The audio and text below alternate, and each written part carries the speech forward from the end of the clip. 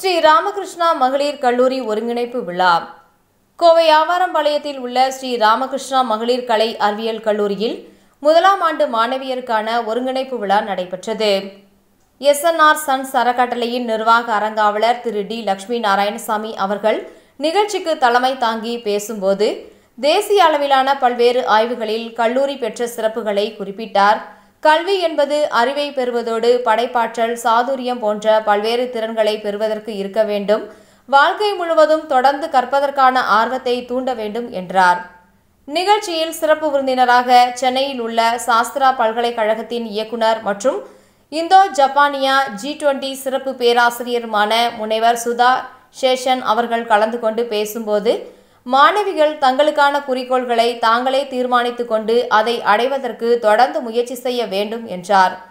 கட்டுப்பாடான சுதந்திரம் பற்றி கூறிய அவர், சாதனையாளர்களின் குணநலன்களை பற்றி எடுத்துரைத்ததோடு, நேர மேலாண்மை, ஒழுக்கம், குரு மனப்பான்மை, தொடர்ந்து கற்றல் மற்றும் குழுவாக பொறுப்புகளை ஏற்பது பற்றியும் அவர் குறிப்பிட்டார்.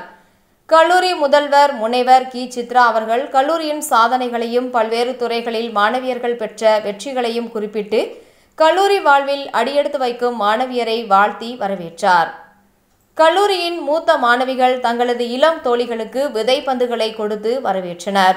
சிறு விதைகள் செழித்து வளர்ந்து பயன் தரும் விருட்சிகம் போல மாணவிகளின் திறன்களும் நற்பண்புகளும் நட்பு பெருகி வளர வேண்டும் என்பதை குறிப்பிடும் விதமாக அமைந்தது. கல்லூரியின் ஹெல்த் கிளப் சார்பில் ஸ்ரீ ராமகிருஷ்ணா மருத்துவமனை மூலம் பார்வையாளர்களுக்கு இலவச மருத்துவ பரிசோதனைகள் செய்யப்பட்டன.